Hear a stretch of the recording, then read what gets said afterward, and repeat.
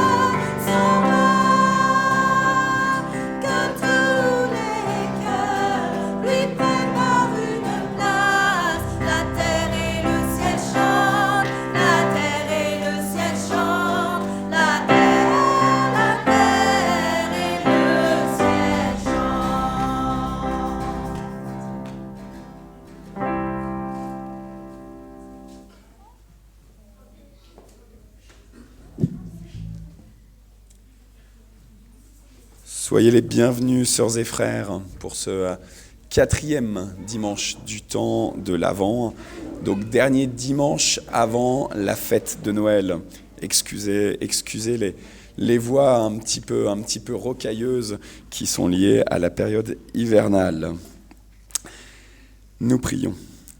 Seigneur notre Dieu, nous te bénissons pour ce temps de préparation, la période de l'Avent, qui nous permet comme ça intérieurement de saisir ce moment de grâce que tu nous as accordé d'incarner ton Fils en Jésus, Jésus de Nazareth. Merci Seigneur pour ce temps de l'Avent.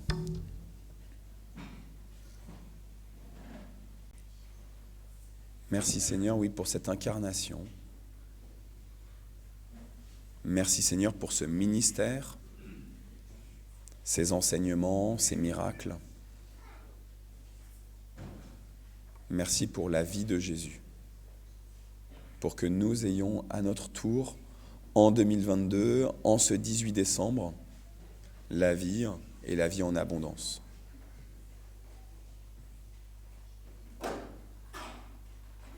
Seigneur, donne-nous de regarder à toi. Tu es le Dieu de l'espérance, le Dieu de toute consolation.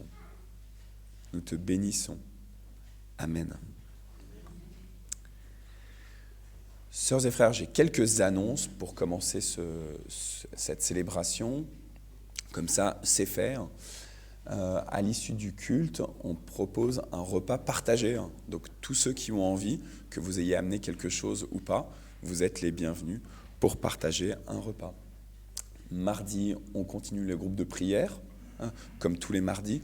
Je pense que ça sera un peu plus par Zoom que Zoom plus présentiel. On va voir, selon la disponibilité pour ouvrir le temple, etc.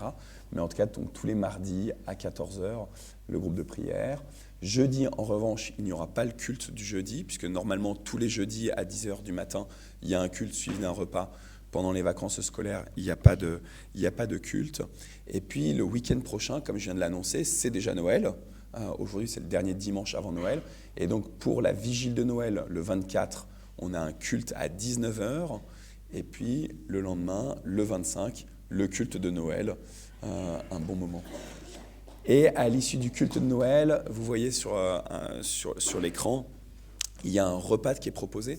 Mais cette fois-ci, ce n'est pas un repas partagé où chacun apporte des plats et on mange tous ensemble comme ça, les spécialités des uns et des autres. C'est un repas qui est préparé par des personnes dédiées.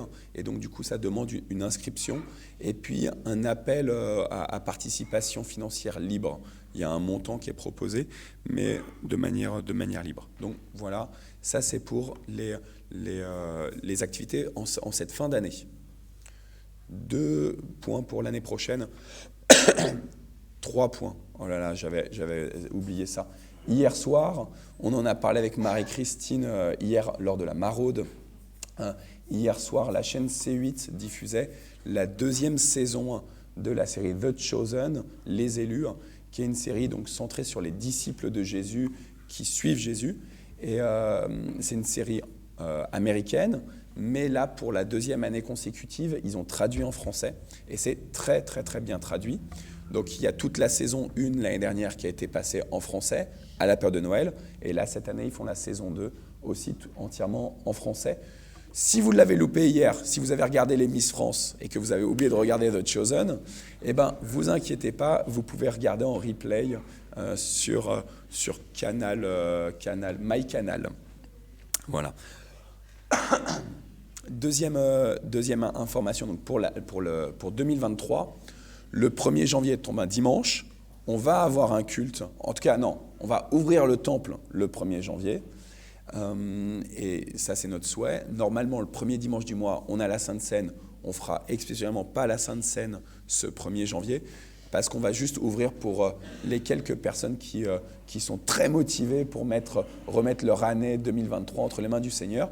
Et donc, du coup, on veut savoir qui est là, exactement, pour concevoir un petit peu ce temps de partage du 1er janvier. Donc, n'hésitez pas à revenir vers Andrea ou vers moi. Aujourd'hui, c'est juste vers moi. Et puis, la semaine juste après, vous voyez, il y a marqué « Tour de la Bible en 260 jours ». Peut-être, Thévi, il doit y avoir dans le OBS un truc qui s'appelle « Annonce en diaporama ».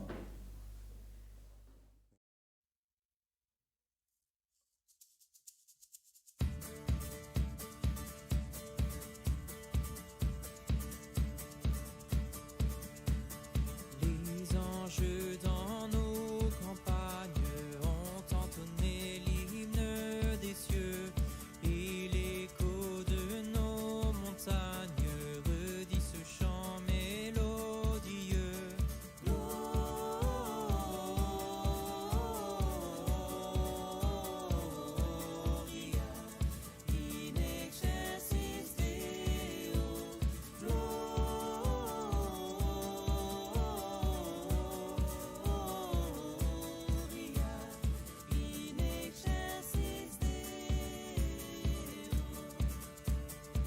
berger grand et la nouvelle, le Christ est né, le Dieu sauveur. Venez, le ciel vous appelle à rendre hommage au Rédempteur. Gloria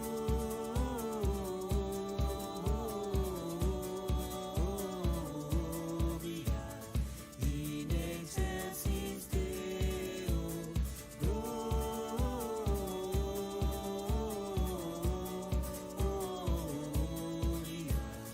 in excelsis Deo. Apprenez tous la naissance d'un roi sauveur en Israël, que dans sa reconnaissance la terre chante avec le ciel. Gloria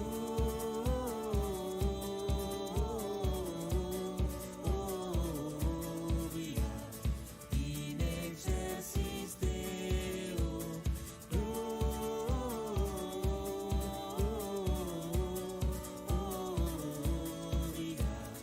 in excelsis Deo.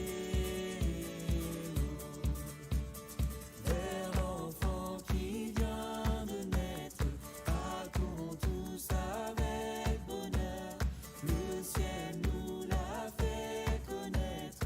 Oui, gloire au Christ, Dieu sauveur. Gloria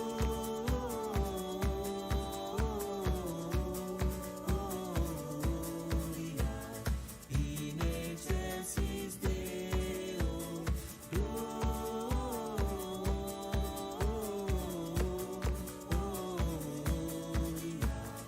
in excelsis Deo. Gloria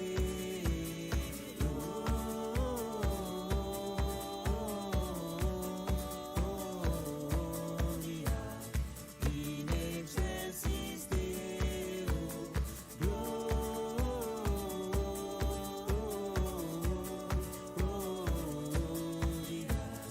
in excelsis Deo.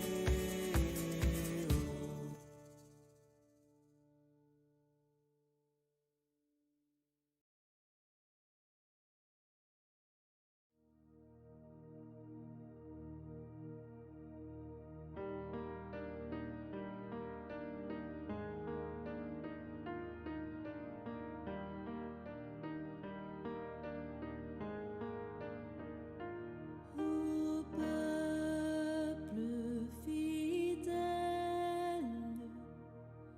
Jésus vous appelle.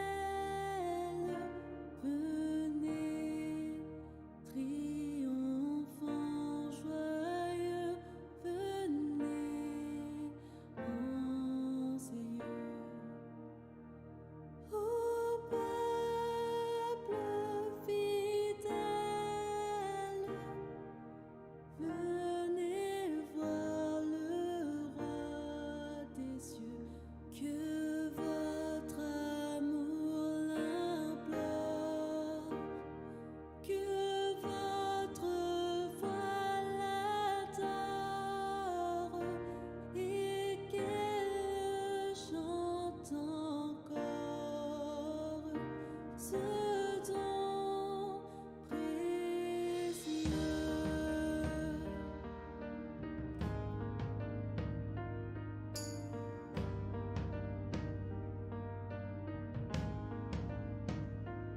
Là dans l'humble étable, roi des misérables, des bergers, le grand amour lui forme une cour. Dans cette humble étable, accourez à votre tour, que votre amour l'implore, que votre voix l'adore. Ça m'entraide aussi, tu vois. Souvent, je me dis, ah, il y a l'association cultuelle, elle fait le culte, c'est facile, on repère, il y a le culte le jeudi, il y a le culte le dimanche. Mais là, avec ton témoignage, Samuel, tu nous dis aussi voilà à quoi sert l'entraide et à quoi ça sert quand on fait des appels à projets, des appels à financement. Donc merci beaucoup, Samuel. Il y a Naoum qui m'est venu discrètement me dire « Papa, tu as oublié aussi de dire qu'aujourd'hui, il y a la finale de la Coupe du Monde et que comme il y a un repas de paroisse, s'il y en a qui ont envie, à l'issue du repas de paroisse, on peut projeter, il y a un grand écran là-bas, dans la salle où on va manger, donc on pourra projeter la finale. Si ça vous tente, en tout cas, nous, on y sera. On utilisera l'écran, le grand écran, le vidéoprojecteur de la paroisse. Je vous propose de confesser la foi de l'Église, mais alors d'une manière un peu différente de d'habitude. Est-ce que, Tévi, tu veux bien nous mettre la lettre de Paul aux Colossiens, au 1er chapitre ? Donc Paul écrit « Le Christ est l'image visible du Dieu invisible. Frères et sœurs qui êtes devant moi, est-ce que vous croyez que Christ est l'image visible du Dieu invisible ? Si telle est votre conviction, dites « Oui, je le crois ». Il est le Fils premier-né supérieur à tout ce qui est créé. Est-ce que c'est votre conviction ? Est-ce que tu peux aller au verset 16, s'il te plaît, Tévi ? Et on va aller jusqu'au verset 20 comme ça. C'est par Christ que Dieu a tout créé dans les cieux et sur la terre, ce qui est visible, ce qui est invisible, les puissances spirituelles, les dominations, les autorités, les pouvoirs. Dieu a tout créé par Christ et pour Christ. Est-ce que tu le crois ? Christ, amen. Christ existait avant toute chose. Est-ce que tu le crois ? C'est par Christ que toutes ces choses sont maintenues à leur place. Est-ce que tu le crois ? Oui, je le crois. Christ est la tête du corps qui est l'Église. Il est le commencement, le Fils premier-né, le premier à avoir été ramené d'entre les morts, afin d'avoir en tout le premier rang. Est-ce que tu le crois ? Oui, je le crois. Dieu a décidé d'être pleinement présent en son Fils Jésus-Christ. Est-ce que tu le crois ? Et par Christ, Dieu a voulu réconcilier l'univers entier avec lui. Est-ce que tu le crois ? Oui, je le crois. C'est par Christ, c'est parce que Christ a versé son sang sur la croix que la paix a été établie pour tous, sur la terre comme dans les cieux. Est-ce que tu le crois ? Oui, je le crois. Alors, à la gloire de Dieu seul et pour ton salut à toi. Amen. Sœurs et frères, je vous propose, est-ce qu'il y a 2 enfants qui veulent bien chercher les quêteuses ? On va faire juste les offrandes. Ouais.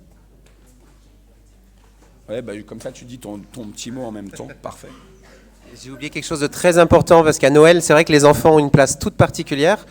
Et en fait, c'était entre groupe de louanges, l'entraide, mais aussi l'école du dimanche. Et merci à Isabelle, parce que les enfants, ils ont pu préparer des petites cartes écrites de leurs mains, avec des petits dessins, qui ont été placés dans les boîtes qui ont été données aux personnes en précarité. Donc ça, c'était vraiment aussi touchant, où ils ont pu avoir un petit mot de chaque enfant de l'école du dimanche. Merci encore à eux.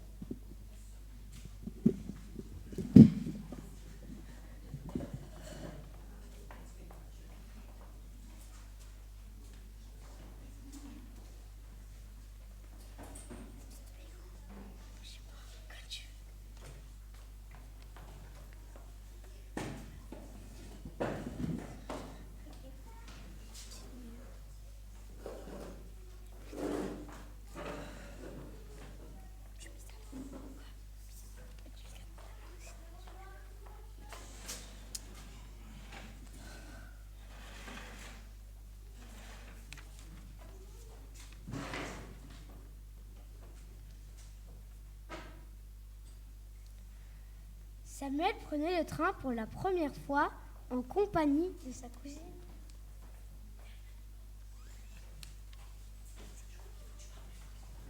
Samuel prenait le train pour la première fois en compagnie de sa cousine Gabrielle.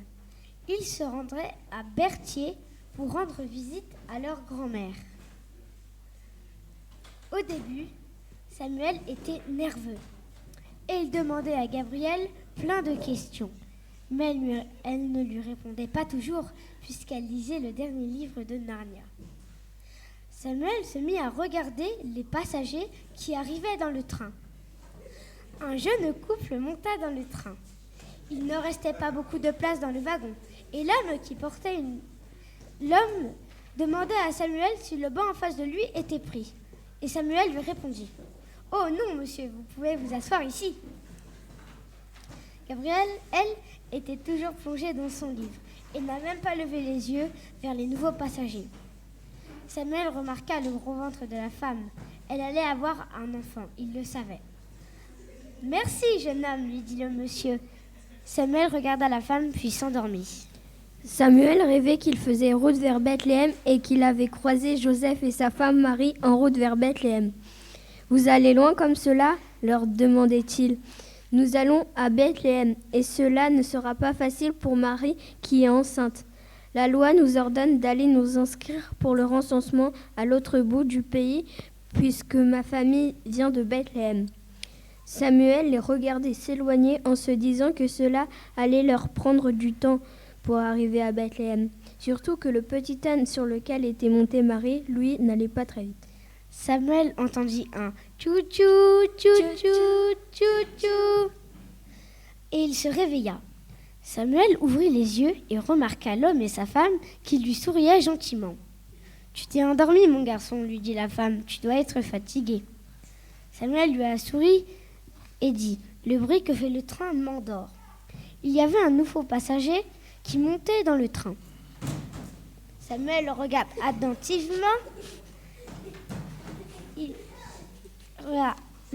attentivement. C'était un gros homme chauve à l'air souriant. Gabriel était toujours à lire son livre de Narnia. Samuel se rendormit. Il se retrouva à nouveau avec Marie et Joseph. Cette fois, ils étaient arrivés à Bethléem. Ils cherchaient partout un endroit pour se loger, mais nulle part il n'y avait de la place. Ils s'assirent au pied d'un puits, l'air découragé. C'est alors que le gros homme chauve vient au puits. « Nous venons de Nazareth, vous connaissez ?» dit Joseph. « Non, pas du tout. C'est où cela ?» dit le gros homme. « C'est en Galilée, répondit Joseph. » Osias les amenait dans son auberge qui était pleine de monde. Osias était partout à la fois. Marie et Joseph mangèrent un succulent repas que leur avait préparé Osias. Osias chercha un logement pour eux, mais il ne trouva qu'une grotte. Osias s'attendait à ce que Marie et Joseph soient fâchés contre lui, mais il fut surpris de les voir sourire. « Au moins, c'est un abri, dit Joseph. » Osias les conduit à la grotte et leur organisa tout ce qu'il fallait pour que Marie et Joseph soient le plus confortablement installés. Tchou-tchou, tchou-tchou, tchou-tchou. Une nouvelle fois, Samuel se réveilla au sifflement que faisait le train. Il vit le gros homme de son rêve qui était en réalité un passager du train, demander à la femme enceinte si le voyage n'était pas trop fatigant pour elle.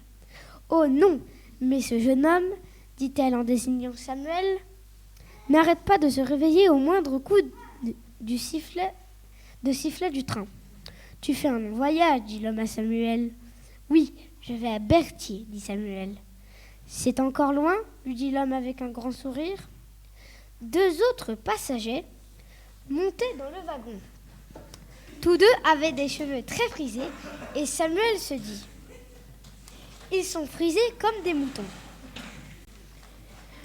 Puis il se rendormit.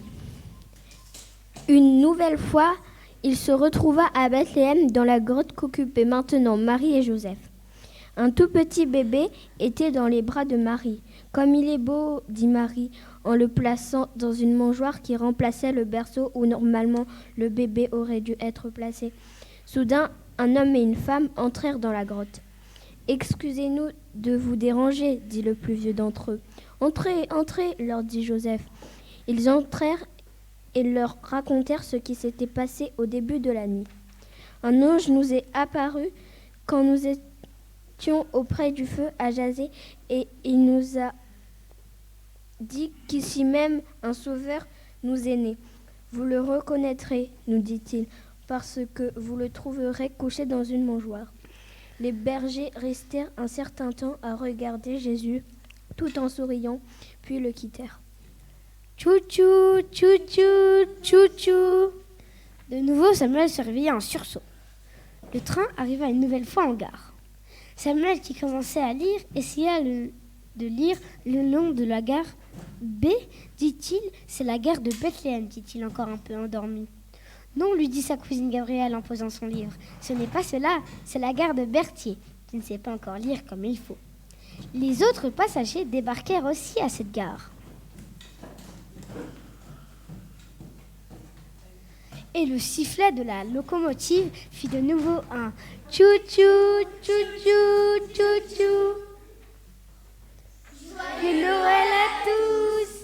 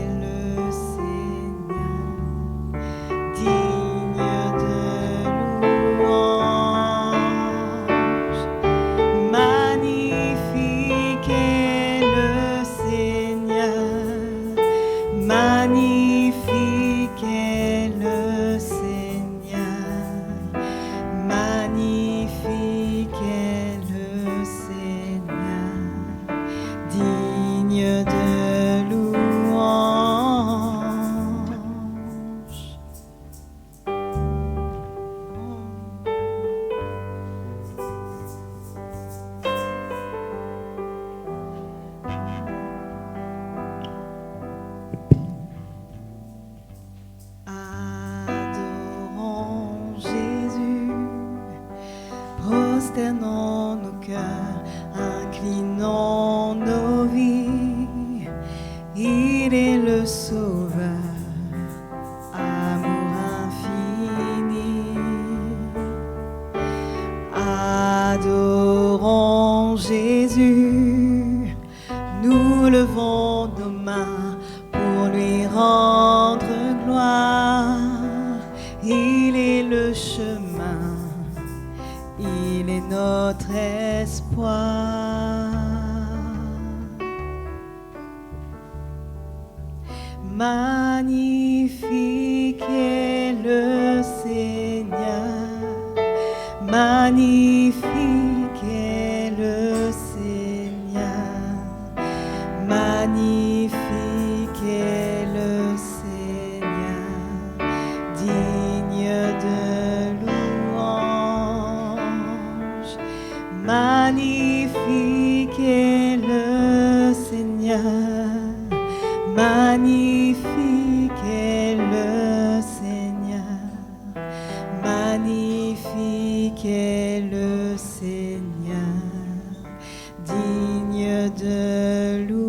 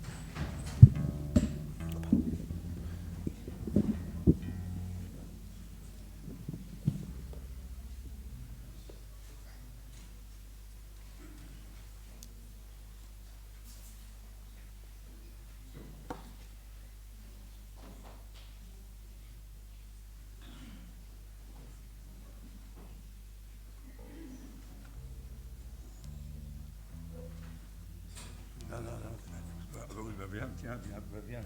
Ouais. Viens, mais c'est pas nous. Moi, je vais les lire là-haut. Viens, mais c'est pas nous. Hein? C'est pas nous? Non, non. Je voyais les paroles. Non, mais reste là. Reste là. Tiens, tu vois. Viens. On va lire chacun une strophe.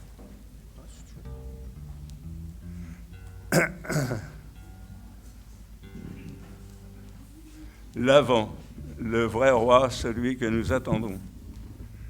L'avant, c'est l'attente d'un roi différent des autres. Ce roi vient nous rencontrer là où nous sommes, au milieu de nos joies et de nos peines. Nous rêvons de gloire et d'honneur, d'être reçus dans un somptueux palais royal. C'est lui, le roi tout-puissant, qui vient à notre rencontre, tel que nous sommes dans notre pauvreté, nos misères, nos détresses. Nous sommes d'abord gênés de le recevoir dans cet état.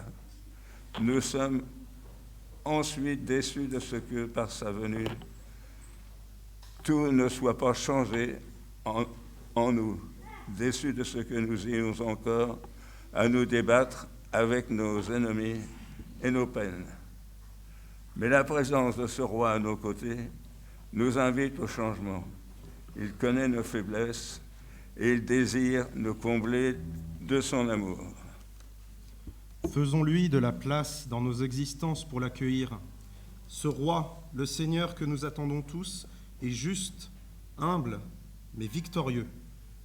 Il est juste. Quelle bonne nouvelle, nous semble-t-il, pour nous qui sommes accablés par tant d'injustice. Mais la justice que Jésus nous apporte n'est pas celle d'un justicier comme nous l'imaginons. Ce roi nous dit « Aimez vos ennemis et faites du bien à ceux qui vous haïssent. Bénissez ceux qui vous maudissent et priez pour ceux qui vous maltraitent. » Lui, le juste, s'est laissé traiter injustement et a subi l'injustice par amour pour nous. Ce roi est aussi humble. Il a choisi volontairement le chemin de l'humilité, de l'abaissement. Il a de lui-même renoncé à tout ce qu'il possédait et il a pris la condition de serviteur. Philippiens 2, 2, 7. Il n'est pas né dans un palais, mais dans une pauvre étable. Il a travaillé comme charpentier et non comme glorieux général d'armée. Ce roi, Jésus, notre Seigneur, ne défile pas sur un fringant coursier. Il entre dans Jérusalem, sa capitale, humblement sur un ânon, symbole de l'humilité et de la paix. Ce roi est aussi victorieux. C'est vraiment le libérateur que nous attendons. Mais pour lui, le chemin de la victoire est celui de l'obéissance. L'obéissance jusqu'à la mort. C'est couronné d'épines que notre roi connut la mort infamante de la croix. Sa mort n'était pas une défaite, mais la preuve suprême de son amour pour nous les humains. C'est une victoire, la victoire sur la mort elle-même.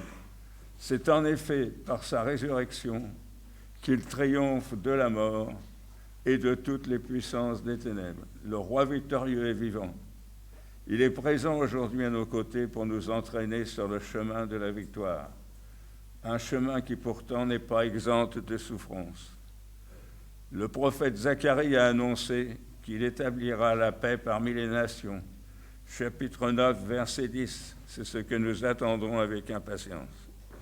Viens, Seigneur Jésus, notre roi, viens établir ton règne de paix sur la terre comme au ciel. Nous t'attendons, viens consoler les cœurs brisés, consoler celui ou celle qui est dans les larmes, qui pleure la mort d'un bien-aimé, viens réconforter le pauvre, le malheureux, le malade. Qu'à Jésus, roi éternel, immortel ou invisible, seul Dieu soit honneur et gloire pour les siècles des siècles. 1 Timothée, chapitre 1, verset 17. Amen. Amen. Merci. Bon, à nous. Oui. Faut que je te le fasse. Tu dois changer. Tiens, oui, ma partie, c'est bon. Elle est où? Attends.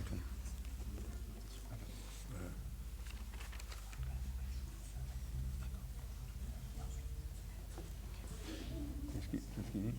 Elle joue toute seule. Attends, on va chanter à deux. C'est elle qui va le... Non, elle va jouer toute seule. Merci. Claude, elle va jouer toute seule. Ah bon?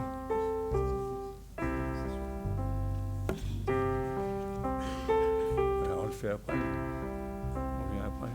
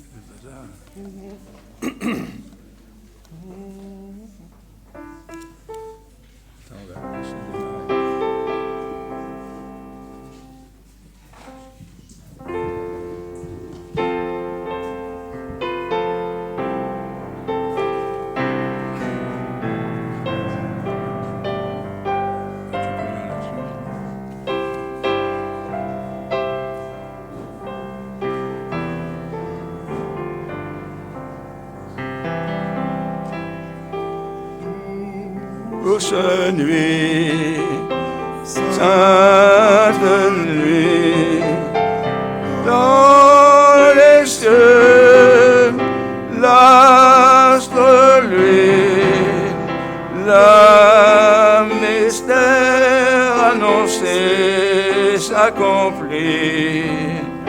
Cet enfant sur la paille endormi, c'est l'amour infini, c'est l'amour infini.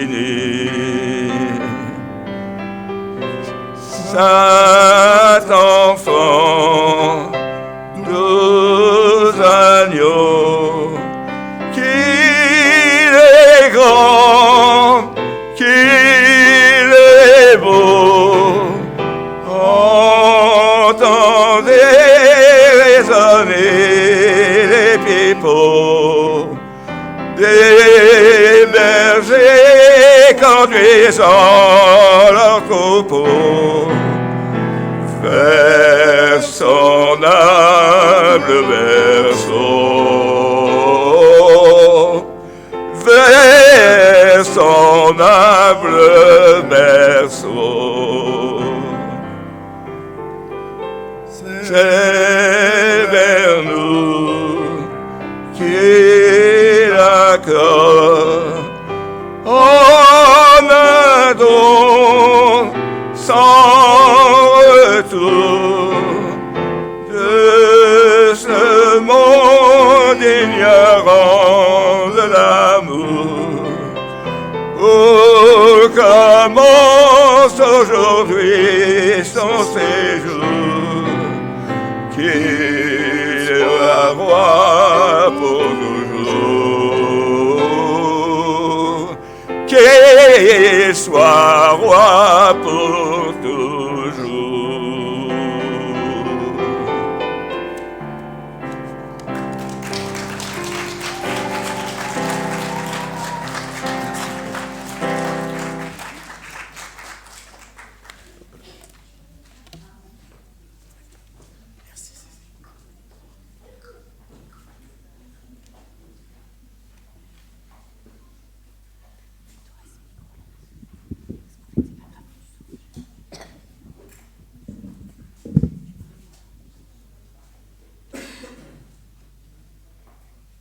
Voilà, c'est la nuit.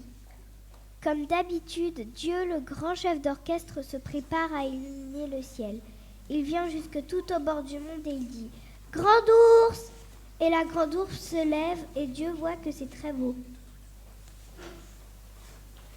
Puis il dit « Petit ours !» Et la petite ours s'installe dans le ciel et Dieu voit que c'est très beau. Et Dieu dit « Cassiopée !» Et Cassiopée s'allume petit à petit, et Dieu voit que c'est très beau. Et il dit « Orion !» Et Dieu voit que c'est très beau. Et il dit « Étoile du berger !» Et l'étoile du berger s'allume, la plus belle, la plus lumineuse. À ce moment-là, une étoile arrive en courant. Et elle se met vers la grande ours.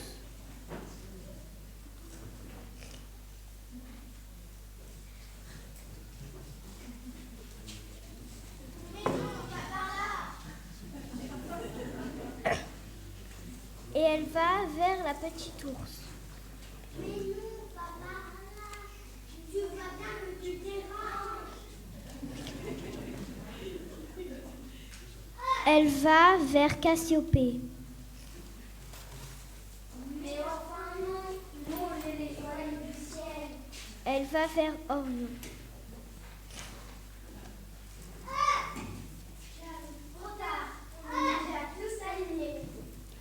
Alors elle se met à marcher dans le ciel toute seule et n'importe comment.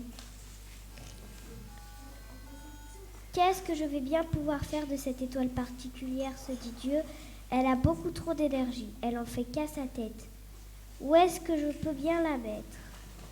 Ah mais justement, j'ai un projet depuis longtemps. Je veux descendre sur Terre pour parler aux humains leur langage. Je veux m'incarner comme un petit enfant. Ça fait longtemps que j'en parle pour que les hommes comprennent vraiment ce que je veux leur dire dans leur langue à eux. Mes prophètes en parlent depuis longtemps.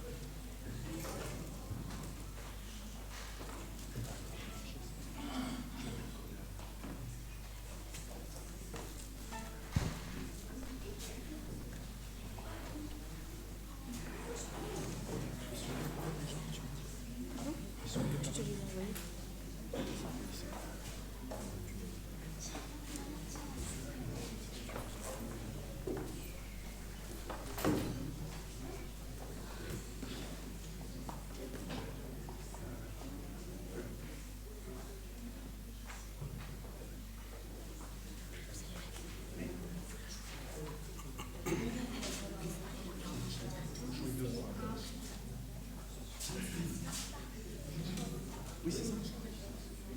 Non, tu fais juste une seule reprise. Une seule. Comme ça, deux reprises. Tu joues 3 fois. C'est ça? Une seule reprise.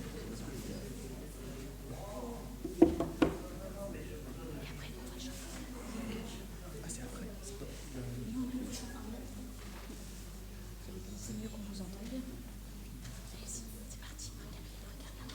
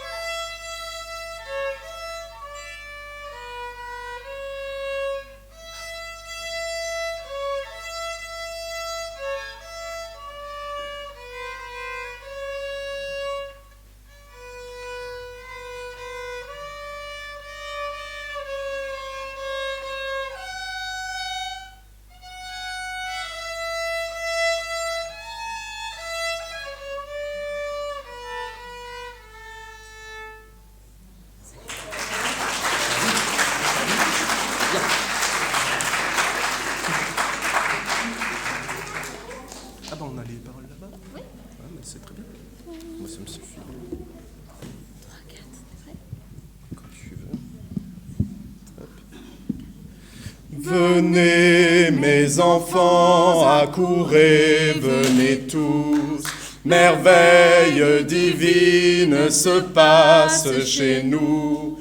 Voyez dans la crèche l'enfant nouveau-né que dans la nuit fraîche Dieu nous a donné. Une pauvre étable lui sert de maison, ni chaise ni table, rien que paillasson. Une humble chandelle suffit à l'enfant que le monde appelle le Dieu tout-puissant.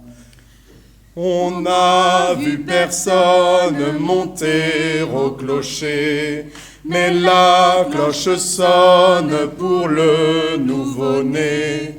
L'oiseau sur la branche s'est mis à chanter, l'œil de la pervenche s'en est éveillé.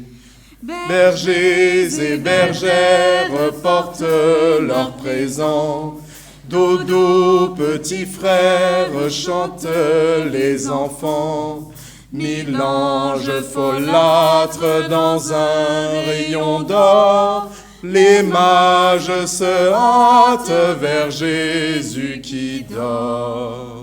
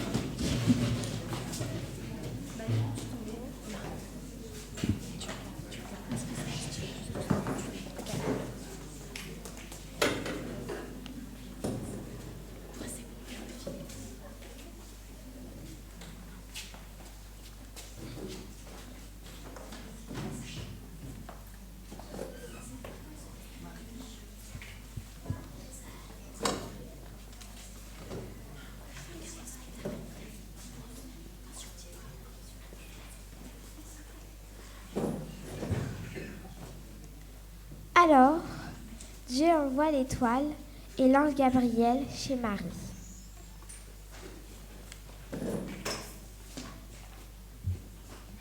Marie a un peu peur. Elle comprend pas tout, mais elle dit oui. Et pendant 9 mois, tout doucement, Jésus grandit bien au chaud dans le creux de sa maman. Marie va bientôt donner naissance à son bébé.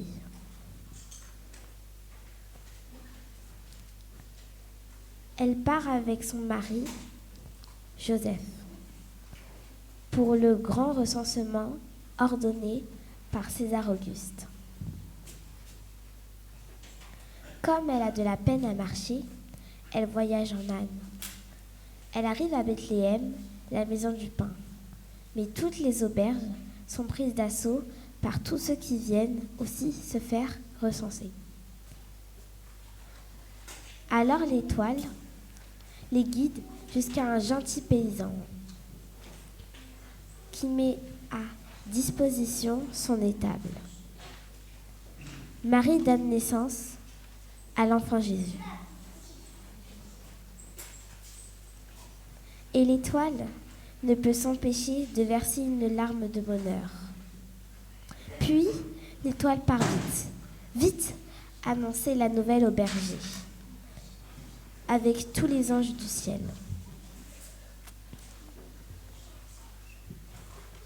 Berger se met en route à la lumière de l'étoile. Étoile s'arrête sur la crèche.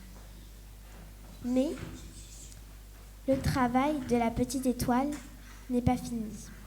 Il faut aller chercher l'image, tout là-bas, en Orient, dans le désert. C'est grâce à elle qu'on a encore une fête le 6 janvier pour les rois.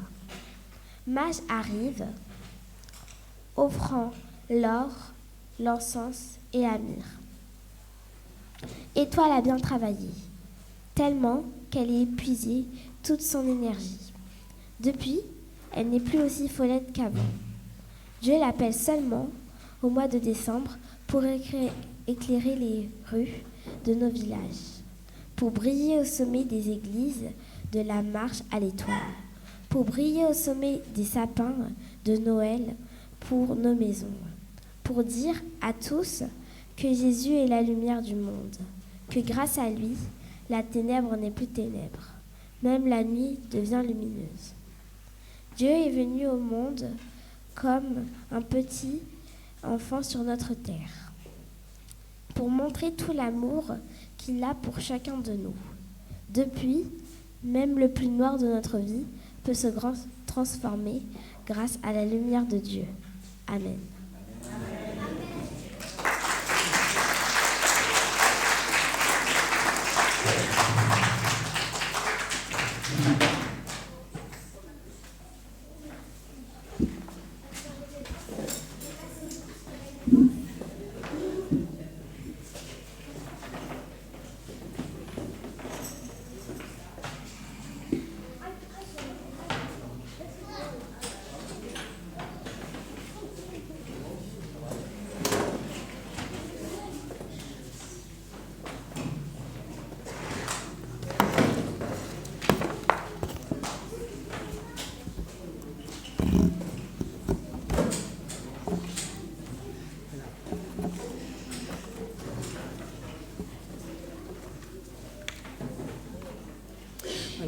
Alors que nos yeux sont tournés aujourd'hui vers la lumière de Bethléem, je vais vous raconter une histoire de flamme. En ce jour, nous sommes en famille, un soir de Noël. Toute la maisonnée parle et rit pendant qu'un enfant se glisse dans la salle à manger et s'approche de la table décorée. Au milieu des décorations, l'enfant remarque 4 belles bougies dont les flammes brillantes dansent pleines de vie et semblent faire conversation. « Moi, je suis la lumière de la paix, dit la première flamme, et je me demande pourquoi je brille. Qui encore croit en la paix? Regardez ces guerres partout, ces gens innocents qui meurent. Regardez ces violences à l'école. Regardez ces disputes à la maison. Je suis la lumière de la paix et je ne sers à rien. Personne ne désire plus m'accueillir ou me propager. » En disant ces mots, la première flamme, celle de la paix, s'éteignit. La deuxième flamme aussitôt prit la parole. « Moi, je suis la lumière de l'amour. Je me demande aussi si je vais continuer à brûler. Aujourd'hui, les gens s'enferment et ne pensent qu'à eux. Leur seule lucarne, c'est l'écran de télé. Là, ils voient bien qu'il y a plein d'enfants qui n'ont pas à manger ou qui souffrent. Ils voient aussi d'un œil distrait les gens qui sont seuls, ou qui sont à la dérive. Ils voient tout cela, mais ils restent assis dans leur fauteuil. Ils ne font rien, ils ne bougent pas le petit doigt. Et moi, je vis pour être donné, pour être partagé. Alors à quoi bon vivre? À quoi bon continuer à brûler? En disant cela, la deuxième flamme, celle de l'amour, s'éteignit.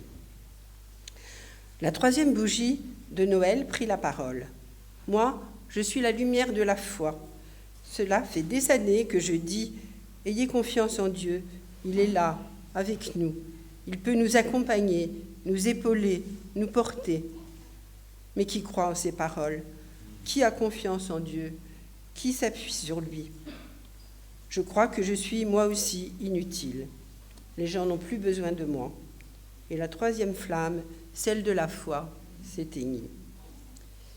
Il ne restait plus qu'une flamme et l'enfant était devenu triste parce que la belle table de Noël était presque complètement dans l'obscurité. L'enfant dit à la dernière flamme, « Alors, toi aussi tu vas t'éteindre ?» Seule, mais plus vive que jamais, la quatrième flamme lui répondit, « Non, je vais continuer à briller, toujours. Je suis la lumière de l'espérance. C'est moi qui vous permets de tenir pendant les moments de tristesse, de découragement. Je suis la lumière qui jaillit dans la nuit, dans le doute, dans le froid, pour illuminer les terres humaines.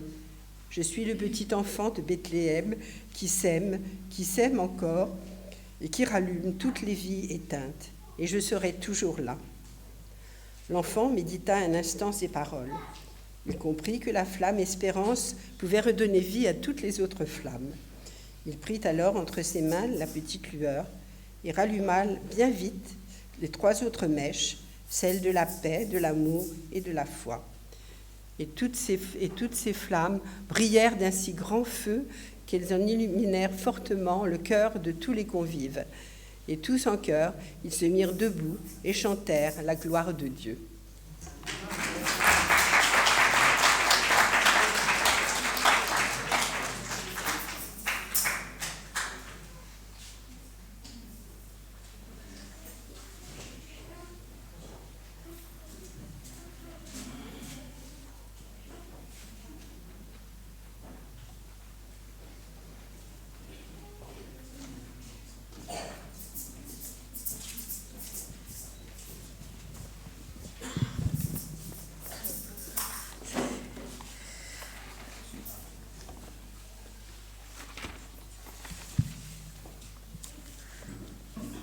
Dans ce pays, il est impossible.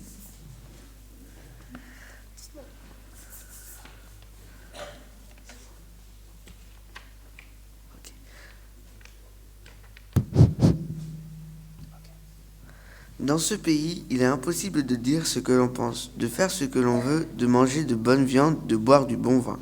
Dans ce pays, il est impossible de prier. On ne le fait plus depuis longtemps. D'ailleurs, dans ce pays, il n'y a plus d'églises. Celles qui n'ont pas été démolies ont été transformées en cinéma. Oui, mais dans ce pays, il est impossible de toute façon de voir de bons films. Rien que de la propagande. Dans ce pays, il est impossible de penser. On dit ce que tout le monde doit penser. Alors, il faut avoir l'air de penser ce que nous dit de penser. Nous marchons comme des moutons. Nous ne savons pas où nous allons, mais nous y allons et il faut toujours marcher droit. Dans ce pays, nous marchons, bien sûr. Comment faire autrement ? Et puis, dans ce pays, nous craignons de nous voir un jour surpris en flagrant délit d'opinion incorrecte, de détournement de la règle. Bien sûr. Depuis qu'on nous a imposé la police politique et sa garde corrective, on n'ose plus lever le petit doigt de peur d'avoir des ennuis. Et puis, dans ce pays. C'est ainsi que parlaient deux amis qui cheminaient au long d'une interminable rue tout droite, aux lourds immeubles, tous semblables, tous grisâtres. Il faisait nuit, ils ne rencontraient personne. Après une longue marche inutile, ils se trouvèrent devant un mur, un haut mur gris, barrant la rue. Il fallait retourner en arrière. Après tout, pourquoi pas ? Le décor était toujours le même. Revenir ou continuer, quelle importance ? Alain demanda à Bernard. Où habites-tu ? Est-ce loin d'ici ? J'habite au 24e étage, numéro 3246 de la 574e rue. Mais quelle importance ! Je ne sais même pas dans quelle rue nous nous trouvons en ce moment. Et cela m'est parfaitement indifférent. Et puis, je n'ai pas envie de retrouver mon logement, qui est exactement semblable à celui de tous mes voisins. C'est ce qu'on appelle l'égalité. Il paraît que c'est un bien. Attention, attention ! Voici des gardes correctifs, des GC comme on dit. Parle plus bas, ils pourraient t'entendre.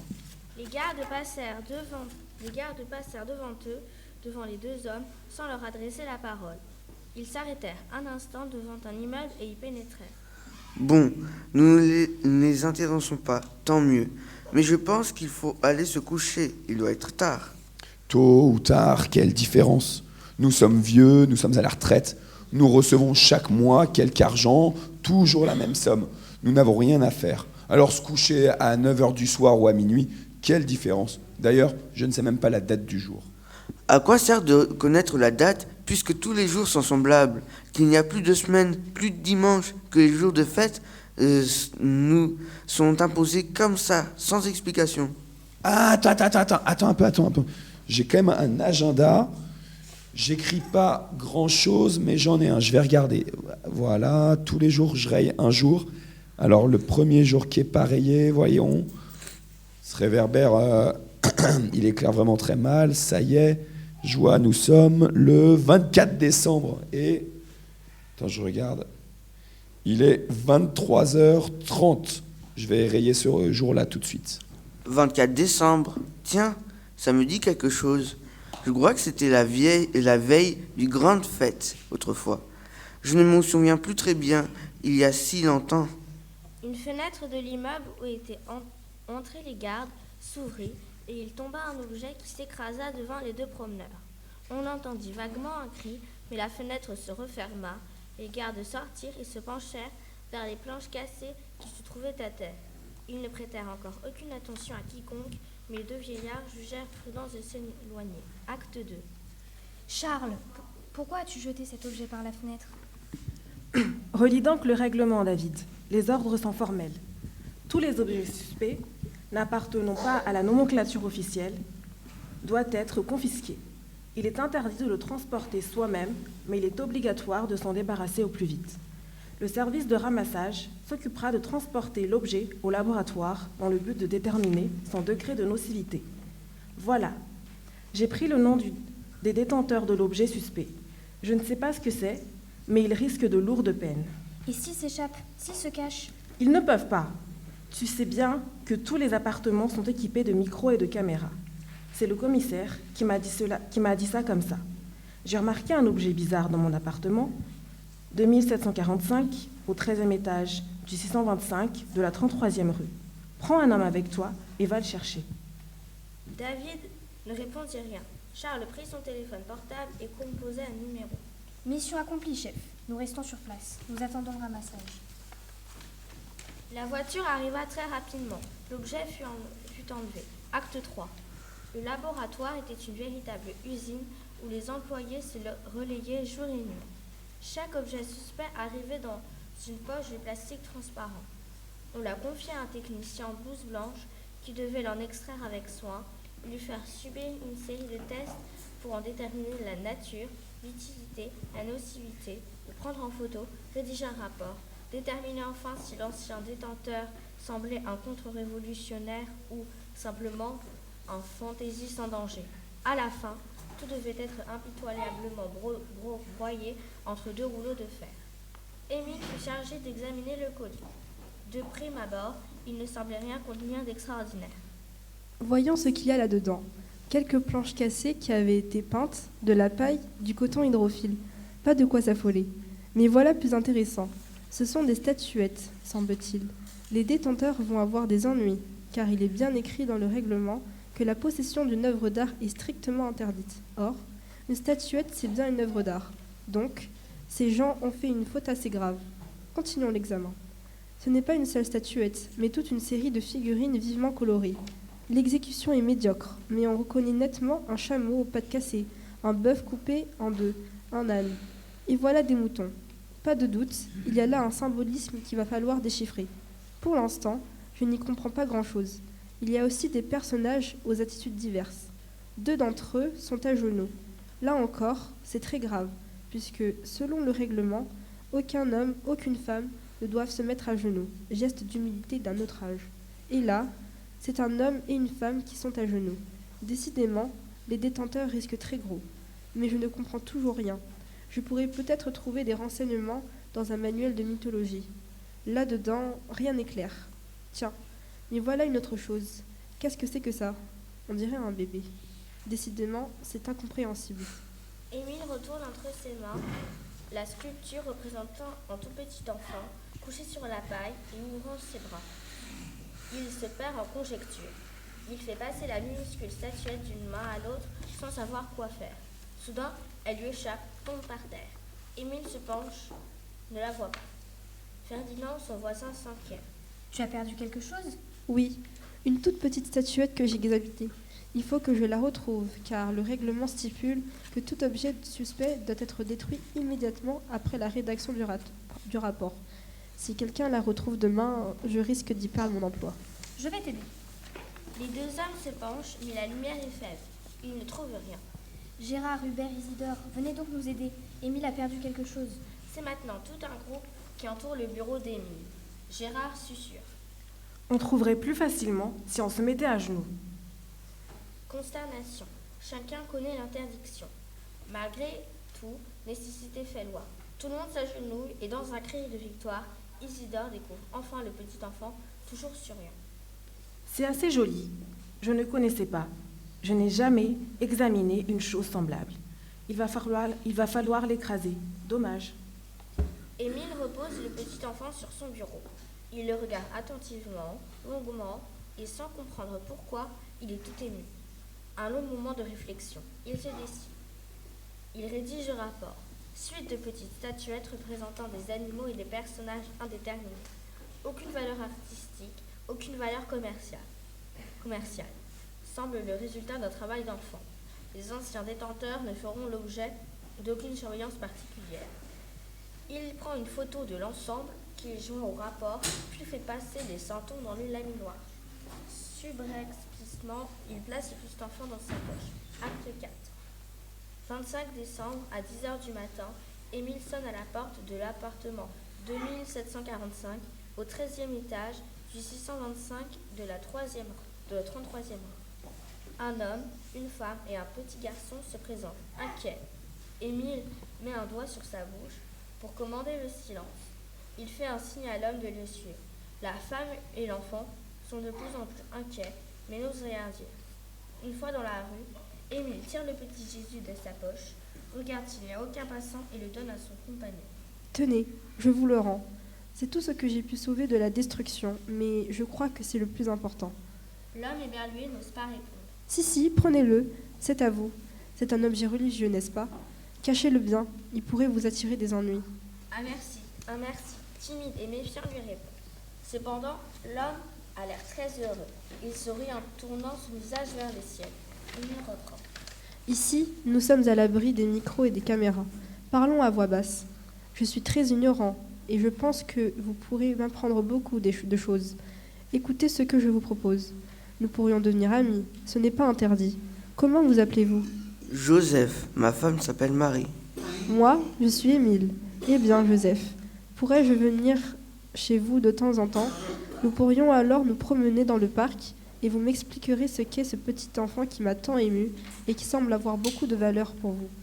En ce moment, je me sens vide, bête, inutile. Apprenez-moi ce que vous savez. Donnez-moi une leçon. L'homme a envie de pleurer.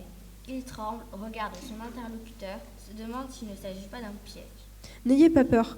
Je ne vous veux aucun mal. C'est vous qui pourrez me faire du bien. Acceptez-vous? Un long silence. Un regard alentour. Émile semble sincère. Oui. Joseph se tourne contre l'arbre, fait un signe de croix. Qu'est-ce que vous avez fait là? Je vous ai donné votre première leçon, tout simplement.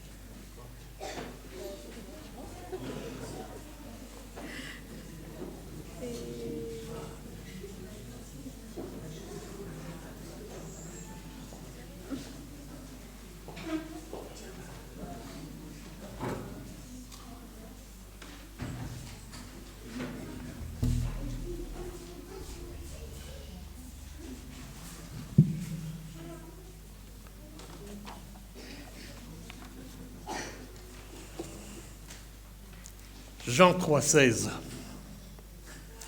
Ouais, je sais, vous allez tous me dire, on connaît. Et est-ce que tout le monde connaît Jean 3,16 ? Alors moi, je vous invite à le réciter en même temps. Car Dieu a tant aimé le monde qu'il a donné son Fils unique afin que quiconque croit en lui ne périsse point, mais qu'il ait la vie éternelle. Cette parole n'est-elle pas extraordinaire ? Dieu nous aime, Dieu nous a donné un sauveur. Pourquoi le monde court-il contre toutes les vanités ? Pourquoi le monde souffre-t-il ? Pourquoi meurt-il encore dans ses péchés ? S'il regardait vers Jésus, il comprendrait que tout est accompli. Si l'homme regardait devant Jésus, il comprendrait qu'à la croix, leur dette a été payée. Malheureusement, force est de constater qu'il n'en est rien.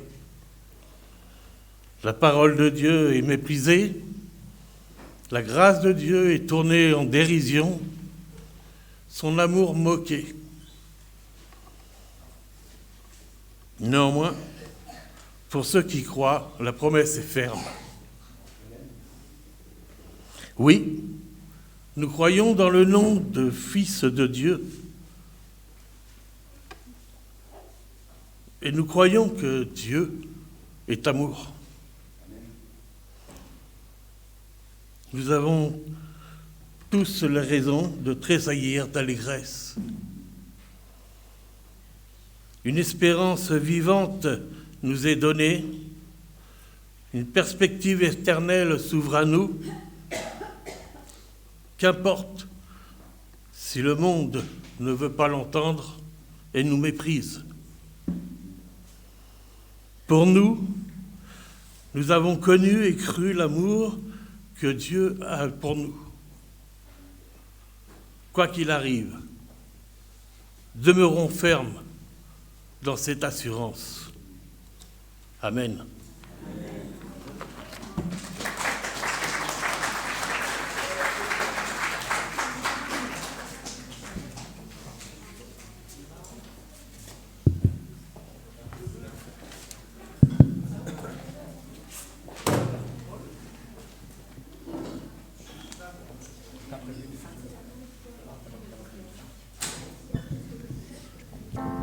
Attends une seconde, je vais dire quelques mots avant. Hop. Bonjour, je vais juste dire quelques mots avant de chanter un chant. Je suis venu à la fois dans une communauté chrétienne loin des églises et qui ne faisait pas attention à ceux qui étaient venus avant nous, qui avaient éclairé le chemin. Donc aujourd'hui, je veux me rattraper. Et comme j'aime chanter, tous les matins, je chante une dizaine de chants et je regarde les versions étrangères, etc., d'où ça vient et qui l'a fait. Donc ce chant, qui est le 298 dans la Toi de la gloire, a été composé par Monsieur Peace, Dr Peace, c'est bien, un organiste anglais du 19e siècle. Et ça a été écrit par Monsieur Matson, qui était un homme un pasteur, qui à 17 ans est devenu aveugle. Il était fiancé et sa fiancée a dit « Je ne vais pas traverser la vie avec un homme aveugle ». Elle est partie. Et il a écrit ce chant quelques années après pour le mariage de sa sœur. Et la version française a été écrite par Monsieur Edmond Budry, que je ne connaissais pas hier, et qui en fait écrit énormément de chants. Un pasteur suisse du 19e siècle, enfin entre les deux. Il a notamment fait les paroles d'un chant que vous connaissez tous, « À toi la gloire ». Voilà. Donc c'est lui qui a écrit les paroles en français de ce chant.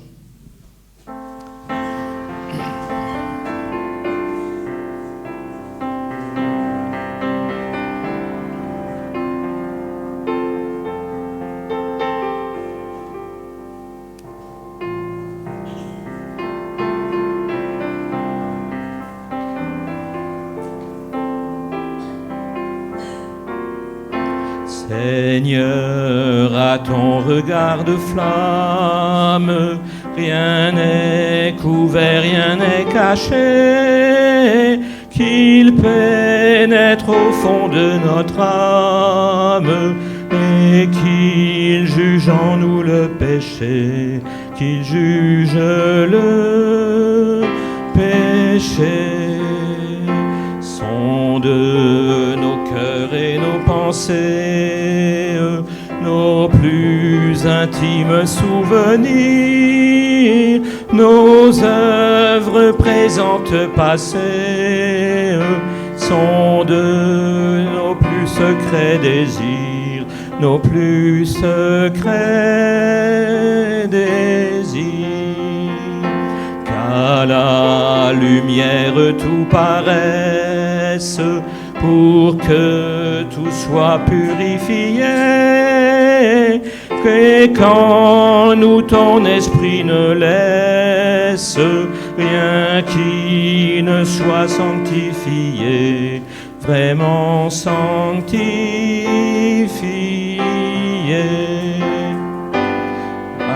Alors, brûlant d'un nouveau zèle, Seigneur, nous pourrons t'obéir. Oh, que la vie est grande et belle pour ceux qui veulent te servir, qui veulent te servir.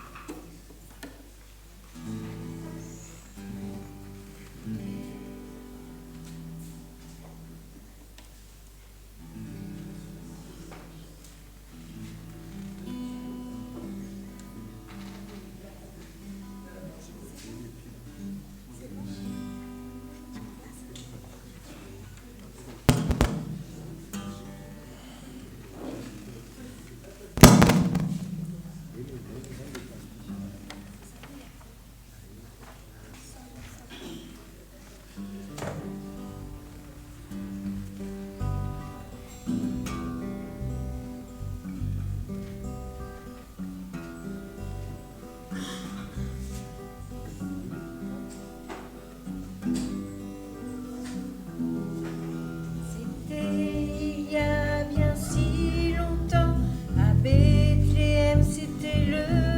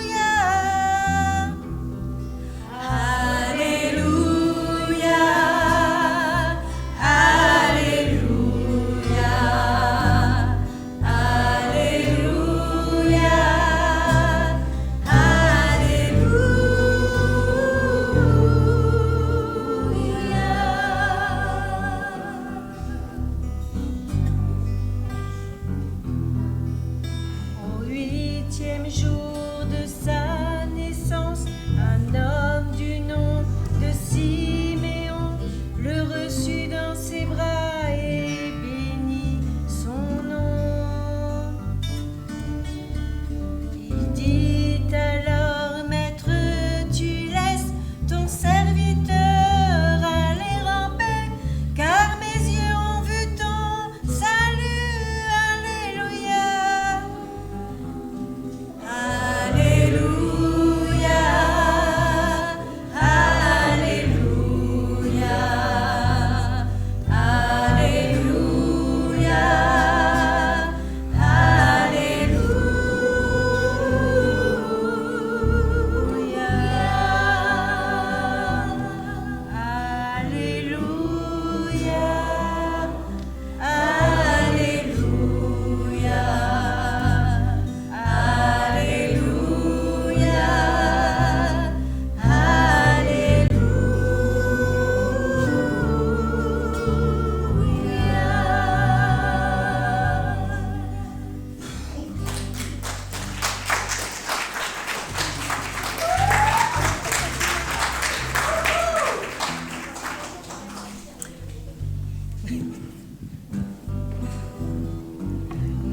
Nous allons le chanter en version prière d'intercession maintenant pour bénir le Seigneur, pour avoir béni la vie de notre communauté durant toute cette année et lui donner reconnaissance pour tout ce qu'il a fait pour nous.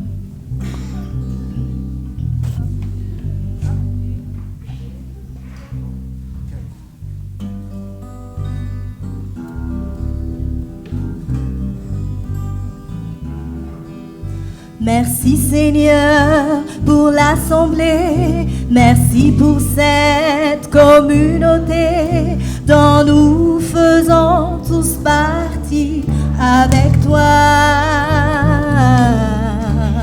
Oui, nous te sommes reconnaissants pour le conseil, les commissions qui œuvrent pour ta maison. Alléluia. Alléluia, Alléluia, Alléluia, Alléluia.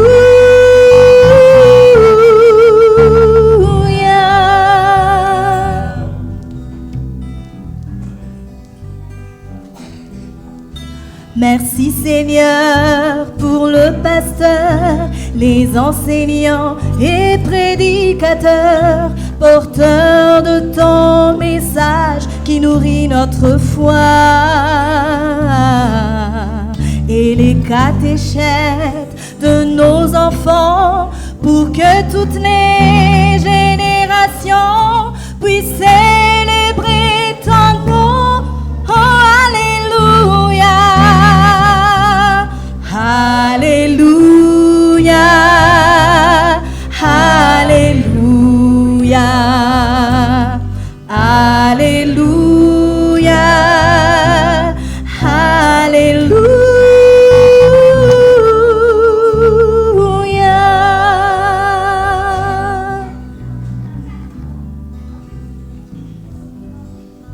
Merci Seigneur pour ceux qui prient, le groupe d'entraide et tous nos amis qui aident à porter nos fardeaux devant toi.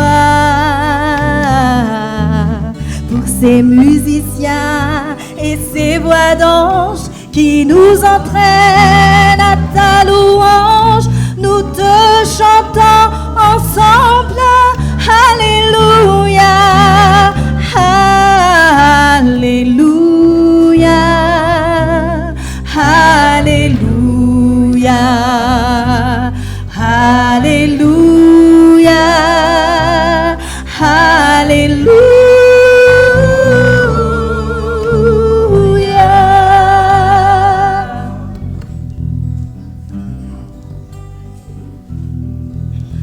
Merci Seigneur pour la vie d'église, le temps d'agape et des gourmandises, ces beaux moments que nous passant dans la joie. Tu as fait de nous une famille de cœur par ton esprit et avec ardeur. Nous te chantons ensemble. Alléluia. Alléluia. Alléluia. Alléluia. Alléluia.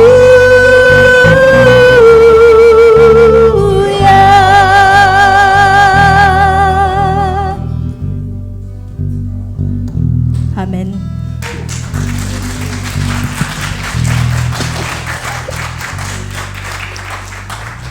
Et comme c'était une prière d'intercession et qu'on a l'habitude à chaque dimanche après dimanche de clôturer la prière d'intercession avec la prière que le Seigneur nous a enseignée, je vous invite à vous lever pour dire le Notre Père. On ne s'est pas beaucoup levé pendant le culte, donc on va se lever pour dire ensemble le Notre Père.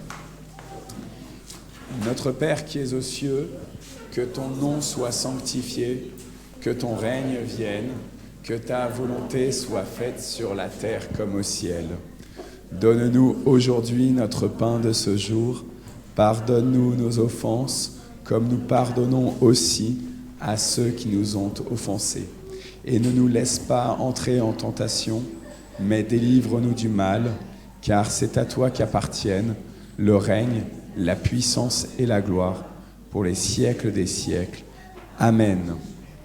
Alors je vais vous demander encore un tout petit peu de patience.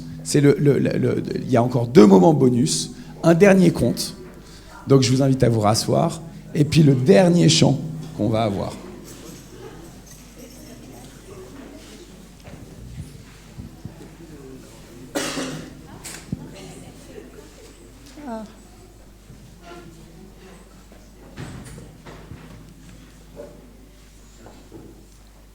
C'était, il y a quand même quelques années de ça, une petite vieille marchait avec un gros sac de tricot sous le bras et des aiguilles à tricoter. Elle était fatiguée, elle en avait marre, il faisait froid. Elle est arrivée dans un village et puis elle a frappé à une première porte. On ne lui a pas ouvert. Elle a bien vu qu'il y avait un petit mouvement derrière le Judas. Elle aurait tellement voulu qu'on lui offre une tasse de thé, la possibilité de se réchauffer un peu, peut-être même simplement quelques mots d'amitié. Alors, elle a été à une autre maison, elle a frappé, et on ne lui a pas ouvert. Et comme ça, une après l'autre, elle a fait toutes les maisons du village. Et aucune porte ne s'est ouverte pour elle. Pas de chance qu'elle ne soit pas venue frapper chez vous, mais c'était comme ça. Donc elle est sortie du village, elle était juste à la sortie du village. Elle était fatiguée, elle s'est assise sur une pierre. Puis elle a sorti ses aiguilles à tricoter. Elle a commencé à tricoter et elle s'est tricoté un châle bien chaud, et elle s'est mise dedans. Ça faisait du bien, un peu de chaleur. Alors elle s'est dit qu'elle avait froid aux pieds, alors elle s'est tricoté des chaussons. Sauf que des chaussons, ils se saliraient sur l'herbe. Alors elle a tricoté un parquet. Puis après avoir tricoté le parquet, elle s'est dit quand même que ça manquait de murs. Alors elle a tricoté des murs, elle a tricoté des fenêtres, elle a tricoté une porte, elle a tricoté des meubles, elle a tricoté un bon canapé, elle a tricoté une jolie cuisine avec plein de bonnes choses à l'intérieur. Elle a tricoté une belle théière avec un thé bien chaud. Et elle a tricoté un gros gâteau appétissant, moelleux. Mais pour manger un gâteau, il faut des enfants. Alors, avec ses aiguilles bénies par la vie, elle a tricoté 2 enfants. Et voilà qu'elle s'est retrouvée avec 2 enfants de tricot qui sont venus manger le gâteau avec elle. Et ils étaient super, ces enfants, ils étaient tellement affectueux, c'était un bonheur d'être ensemble. Ils jouaient, ils se disputaient aussi. Hein. Quelquefois, il y en a un qui attrapait l'autre et hop, qui lui détricotait une jambe. Alors, la vieille le retricotait. Ou hop, l'autre lui détricotait le dos. Alors, elle le retricotait. Et ils étaient très heureux ensemble. Sauf que, bon, c'est l'amour, les jeux, c'est formidable, mais il faut quand même un petit peu d'instruction aussi pour les enfants. Alors elle a décidé qu'il fallait qu'ils aillent à l'école. C'était raisonnable. Donc elle a été voir l'instituteur qui lui a dit « Non, des enfants en tricot, on n'en veut pas. » « Comment vous n'en voulez pas ?» Alors, elle a demandé au directeur. « Mais monsieur le directeur, non, mais rentrez chez vous, madame. Des enfants en tricot, non. » On s'est dit, franchement, enfin, je vais aller voir le maire. Le maire lui a dit, mais enfin, madame, mais vous n'y pensez pas. En plus, la maison en tricot, ça attirait des touristes. Parce que, je veux dire, ils n'avaient jamais vu ça, une maison en tricot comme ça. Alors, ils venaient de loin. Ils venaient de Paris. Ils venaient de Tokyo. Ils venaient de New York, de Milan. Ils venaient de partout. Et puis, ils photographiaient. Puis, ils s'arrêtaient au village. Ils consommaient. C'était super bon pour l'économie. Alors, le maire lui a dit, écoutez, vos enfants de tricot, pourquoi est-ce que vous ne les mettez pas dehors à jouer ? Ils sont très photogéniques. Ça serait très bien. Elle lui dit, mais mes enfants ont besoin d'aller à l'école. Mais non, madame. Mais enfin, mais ce sont des enfants. Qu'ils soient en tricot ou en chair, c'est des enfants. Non, rien à faire. Elle est rentrée chez elle, elle avait le cœur gros. Le soir, quand les enfants se sont endormis, elle a réfléchi. Et puis, elle a commencé à tirer sur le fil. Elle a détricoté les enfants. Elle avait une bobine, continuait. Et petit à petit, elle a détricoté les murs, les meubles.